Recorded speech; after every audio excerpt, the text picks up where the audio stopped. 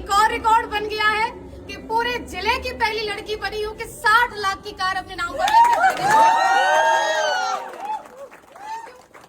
Audi लोगों के लिए एक नाम हो जाएगा कि हाँ वही कोई लड़की कार ले आई होगी, लेकिन मेरे लिए सिर्फ ये कार नहीं है सिर्फ ये कार, क्योंकि सपने से भी ऊपर है ये जगह। जब गुरुजी पर्दा हटा रहे थे तो मैं अंदर से फील कर रही थी ये मेरी है। मैं कई बार अंदर से कह रही थी मेरी है। रात भर मैं सोई नहीं हूँ। ये बिल्कुल सत्य है, मैं बिल्कुल नहीं सोई। मैं सुबह 5 बजे का अलार्म लगाई थी, जल्दी जगना था। अलार्म तो मुझे जगाया ही नहीं है, आज मैं अलार्म को जगाई हूँ। पूछ रही हूँ आप कहाँ पहुँचे। सारी चीजें आज अच्छी हैं, बढ़िया हैं। क्यों है? सिर्फ उसके पीछे एक कारण है, हमारी असली पीएस वेलनेस जैसी महान संस्था और इसके संस्थापक की एक नेक नियत, एक अच्छी सोच।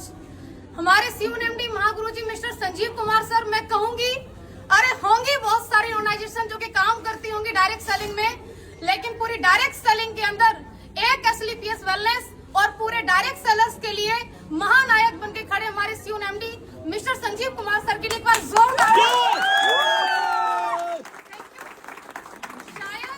शायद कुछ संकोच होता इस कार को लाने में, लेकिन कोई संकोच नहीं हुआ क्योंकि वो वुमेन वेलफेयर फंड का 5 लाख एक्स्ट्रा गुरुजी दे दिया।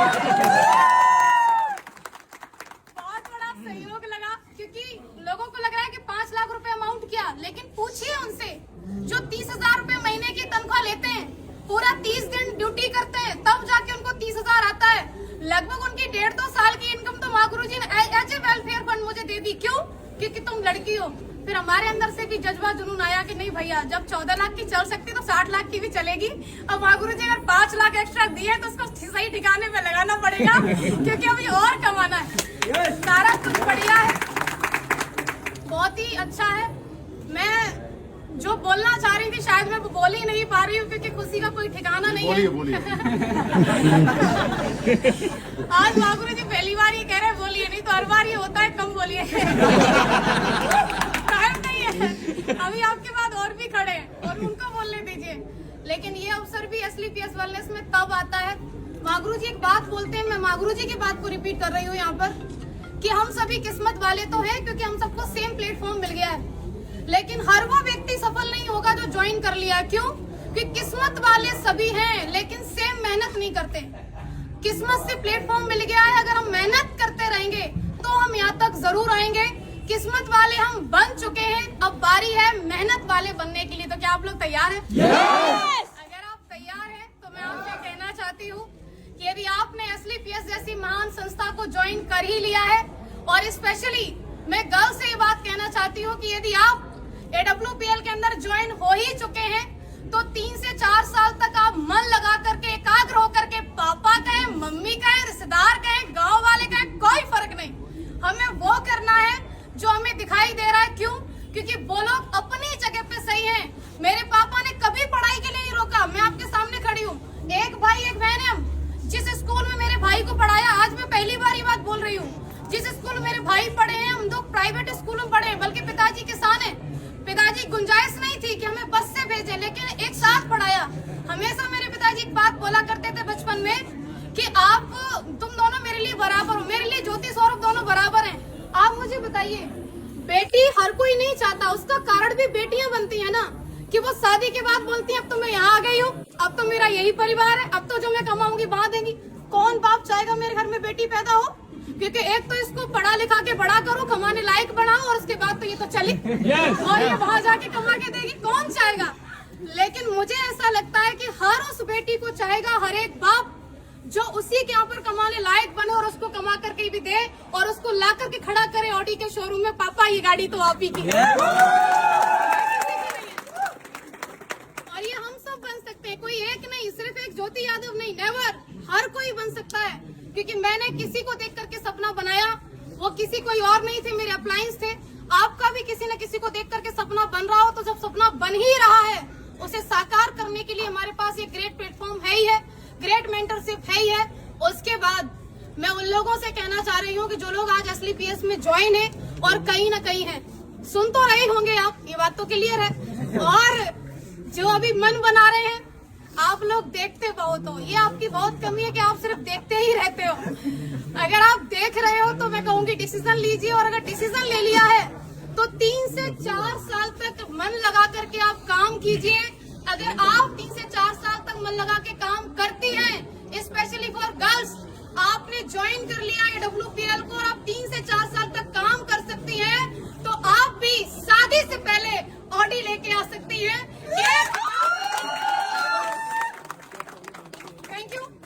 अगर हमें चाहिए तो हमें काम करना होगा, हमें यहाँ पर मन लगा के लगे रहना होगा। और आज मुझे अवसर मिला है मेरे अप्लायंस को भी सुनने का।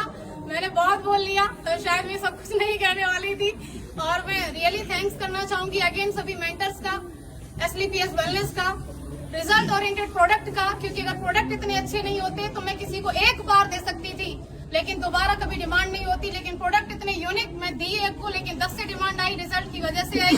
और सबसे बड़ा धन्यवाद आप सभी लोगों का, क्योंकि आम दिन को आप सभी ने खास बना दिया अपनी मौजूदगी दर्ज करावा करके। क्योंकि लखनऊ के अंदर लास्ट में एक बात छूट रही थी गुरुजी, कह दूं क्या? मुसीबतें रियली में बहुत आती हैं। जो लोग मुसीबतों का पल्लू पकड़ के बैठे रहते हैं वो घर ही रहते हैं।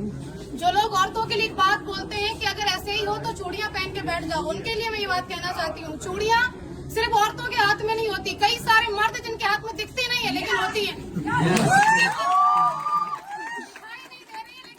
चूड़ियां किस बात की? चूड़ियां उनके परिवार के बंधन की बताते हैं, चूड़ियां उनके नाम की बताते हैं। अरे मेरी रेपुटेशन का काम नहीं, चूड़ियां उनकी नौकरी की बताते हैं। ये सब चूड़ियां ही हैं और क्या? आपको एक 50,000 की इनकम से कोई व्यक्ति 100 करोड़ का बिजनेस प्लान दे रहा है और आप कह रहे नहीं हमारे पास तो परेशानी है, हमारे पास तो मरने का टाइम नहीं है। हर जगह मुसीबत है। ये गाड़ी आपको क्या लग रहा है ऐसे ही आ गई? नहीं, लड़के होके गाड़ी ले आए। कैसे? मेरे साथ ही हुआ। मेरा लोन बिल्कुल क्लियर, बुजुर्ग है वो जिन्होंने मेरा लास्ट में आके कैंसिल किया, मैं बता रही हूँ आपको। गुरुजी अगली साल उनका रिटायरमेंट है, BOI में है वो। फाइल हमारी पहुंची, क्योंकि 50 लाख वाला जो वैसे ना वो दूसरी बैंक होती है वहाँ रेफर किया जाता है। उनका पहला सवाल, आपके पास पहले से गाड़ी है? हमने बोला हाँ। आपकी किस बराबर चल रही? बोले हाँ। सिविल कितनी है? 806 तक की मेरी सिविल थी। बोले ठीक है, दूसरी गाड़ी क्यों ले रही हो? उन्होंने ऐसे करके पूछा, दूसरी गाड़ी क्यों ले रही हो? तो मैंने बोला जरूरत है। तो बोले ऐसी क्या जरूरत है, मैनपुरी में रह के तुम्हें इतनी बड़ी गाड़ी की जरूरत क्या? अरे मैनपुरी में उनका ब्रांच, पैराडाइज स्कूल के सामने ब्रांच है बैंक ऑफ इंडिया का। तो अब सोच के देखो, क्या उनका सवाल था? नहीं, सवाल था उनकी नौकरी का। अगली साल रिटायरमेंट है, उनके बारे में जान करके पता चला कि उनके बेटे की शादी में क्रेटा मिली है। अब बेटे की शादी में क्रेटा मिली है और ये लड़की जा रही है, बोली मेरा लोन क्लियर कर दो, हमको 60 लाख की कार चाहिए। छाती पे सांप नहीं रहेंगे, कुछ भी हो जाए। वहाँ से मुसीबत खत्म हुई।